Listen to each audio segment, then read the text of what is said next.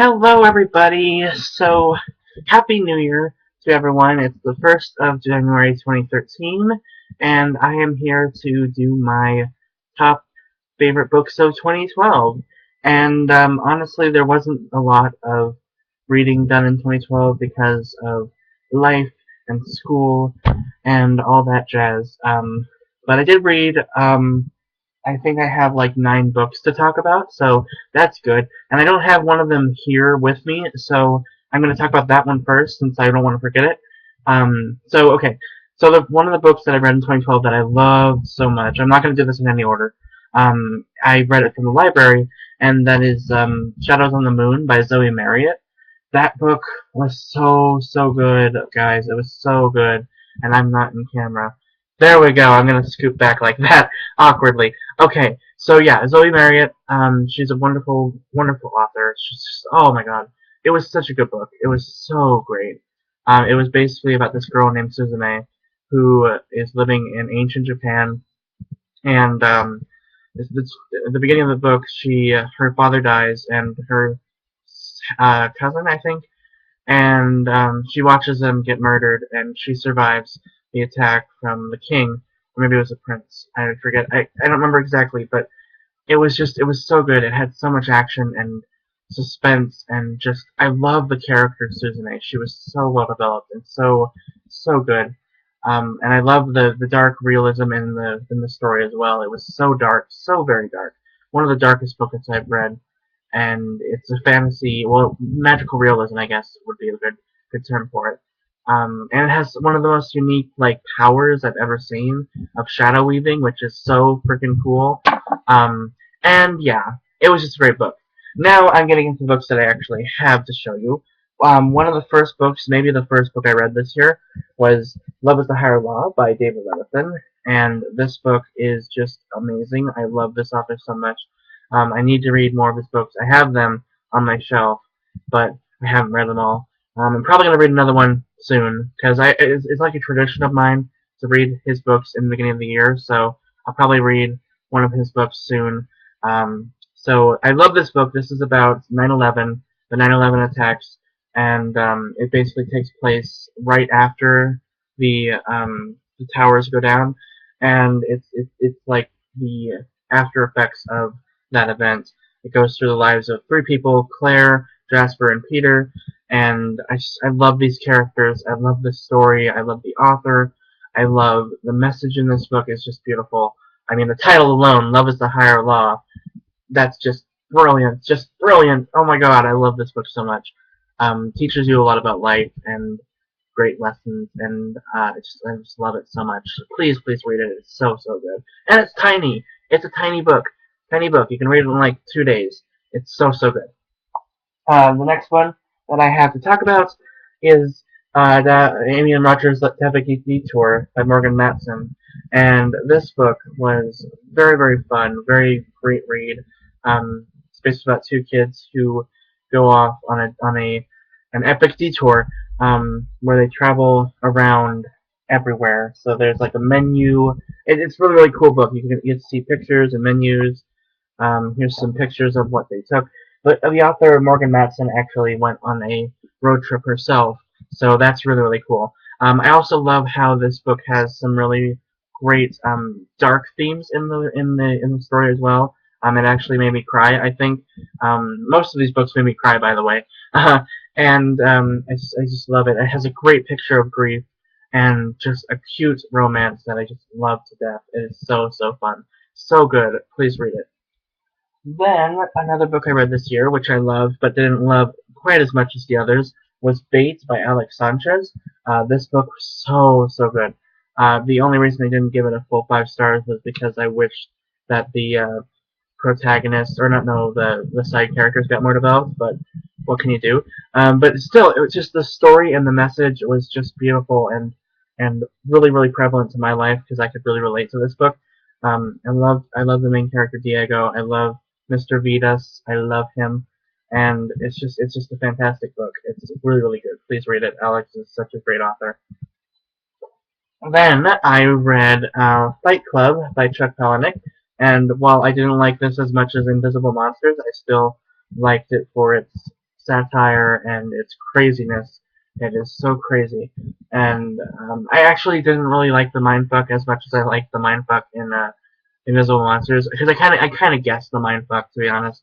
But maybe that's just because it's like so well known and everyone loves it, and I'm just not one of those people that loves things that everyone loves, except for the Hunger Games, I guess. But yeah, just it's so good. It was a really really great book.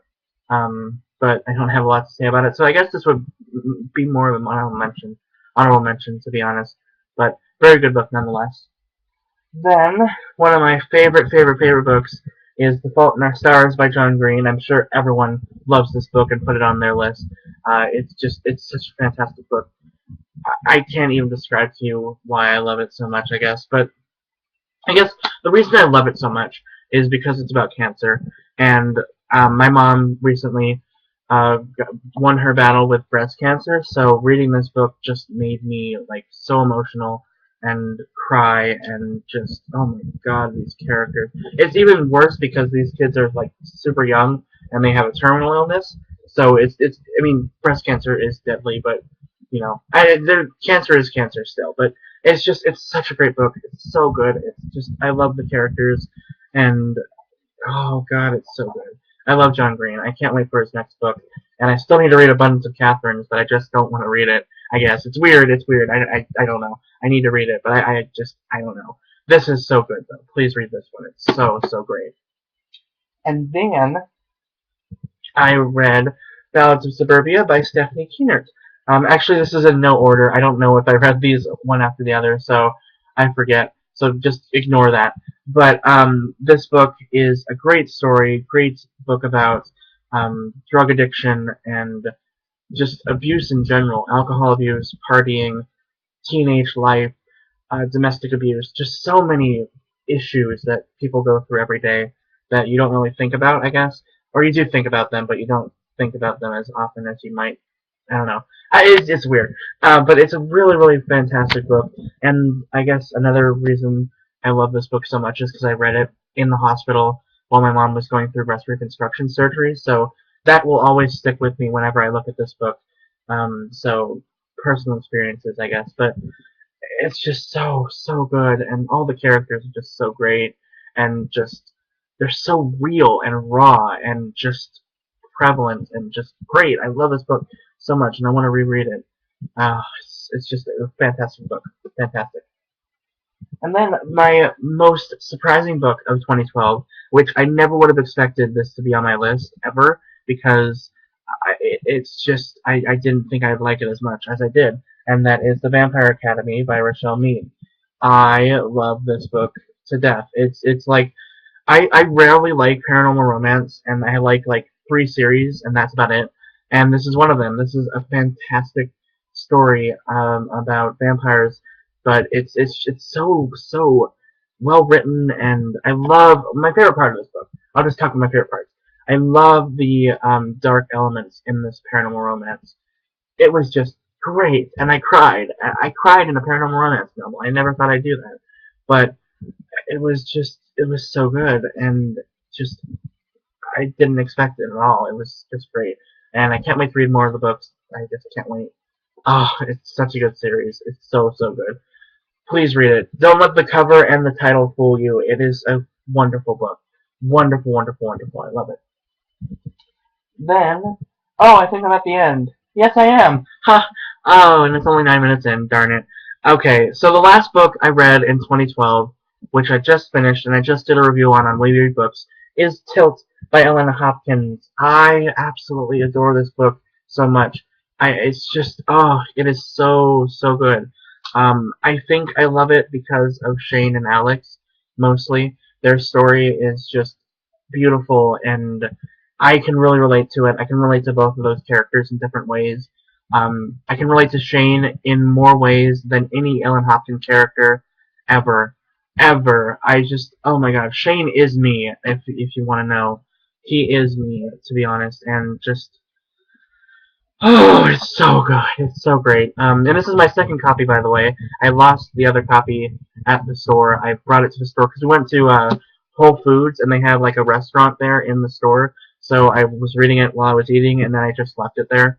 like an idiot. So this is my second copy. But oh, and you can actually see the cover right there. It's right there. I put it up there, right there, because I had the dust jacket, but I didn't. I brought the book itself to the store like that. So I still have the dust jacket. Anyway, this is just a really, really great book about teen. I guess not. Well, I guess teen angst, but also like issues with parents and domestic issues and romantic issues and just so many real things that just feel real. I guess I can't even describe to you. I'm so tired right now. Unedited videos are hard to do because I have to keep talking, and yeah, it's a really, really great book. And now I feel like I'm totally repeating myself over and over again. But read it. It's good. Okay, there we go. Those are my top 9 books of 2012. I didn't read that much. I read a lot of manga too, but I don't really want to put any of those on my list because I didn't really like. I liked them, but I didn't love them. And this is books, not manga. So, anywho, I hope you all enjoyed this. I hope you had a wonderful New Year's, and you didn't get too drunk. But I hope you all have a wonderful day, and thank you so much for watching. Please let me know any of the books that you read in 2012 that you really, really loved that I haven't read, so I can read them. Or maybe I read them so we can talk about them. That would be awesome. I love discussions. So yeah, I hope you all enjoyed this, and I will see you guys next time.